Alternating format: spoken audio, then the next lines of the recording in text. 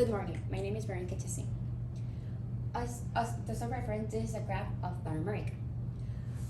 As stated by Dr. Lowenthal, under Hugo Chavez, Venezuela has proclaimed that it is building 21st century socialism, in which later he states that Bolivia, Ecuador, and Nicaragua are three other members of the liberal alternative that have employed socialist discourse in the recent years.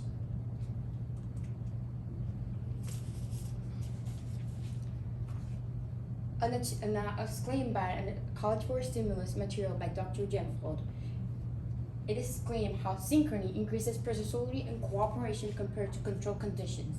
Some studies have used economic gains to show that synchrony increases people's tendency to make decisions that would maximize economic growth for the group, even at a potential cost for the individual. A contributing factor to the economic vulnerability that Latin America is going through right now, it's monetary policies. The Vista team defines monetary policy as a set of actions that can be undertaken by the nation's central bank that can control the overall money supply and achieve sustainable economic growth. Monetary policies is used by central banks to preserve a country's monetary aspects in order for it to prosper. However, Latin America seems to not find success in this aspect. This leads to my research question.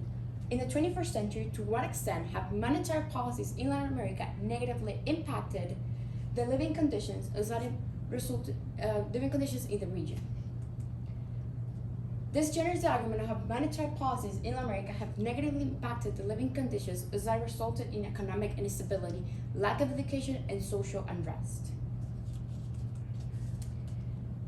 In Latin America, monetary policies have had a negatively impacted and it has evolved into economic instability. Our organization, Educando, emphasizes on providing a higher quality education to children around America, in which they claim how the levels of inequality in America are some of the highest in the world. Countries in the region, in consideration of the Gini coefficient, are nearly 30 more unequal than the global average. Some 74 million Americans, about 12.4% of the population, live on like $2 per day. This shows that the levels of inequality have grown over time. And even though it's not half of the population, it's still 74 million Americans who are living on $2 per day, which that is affecting people's income and their living quality. Now, monetary policies have also led to lack of education.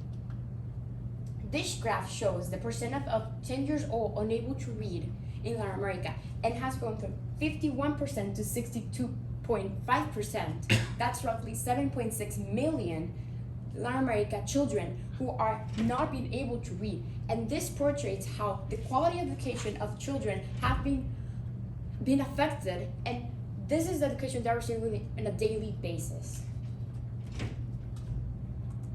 Now, economic and educational factors have been substandard due to the quality of the living conditions they are receiving, and this has led to social unrest.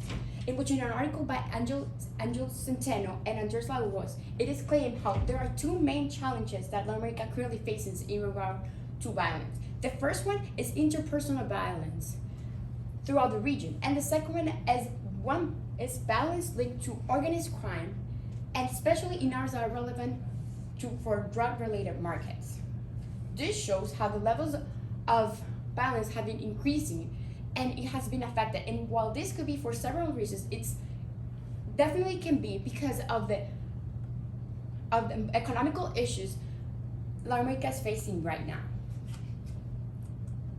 While monetary policies have had a negative impact in Latin America, they have had a positive impact on the living conditions of citizens in the United States.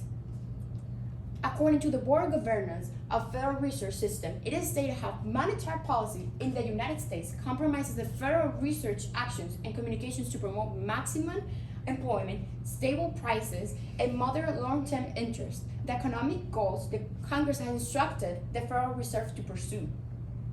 This shows how in the United States, monetary policies have had a positive impact on the living conditions of citizens, because the government does not have anything to do with the economy and does not run the economy itself.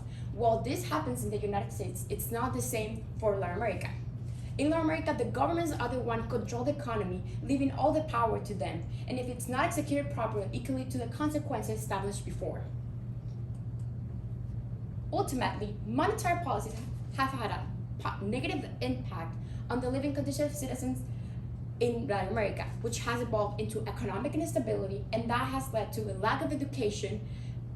And the two of those factors have opened the doors to social unrest, which is affecting crime and violence throughout the region, demonstrating the importance of choosing the correct path to follow to avoid poor living conditions affecting not only one country but several of them. The power of monetary policies is greater than expected because it's not executed properly. It can lead to several consequences just as established before. Thank you. What question do you have? All right, 2 questions for you. First up, what evidence did you gather that you didn't use, and then why did you choose not to use it? One evidence that I gathered in my paper was about Brazil and the levels of violence.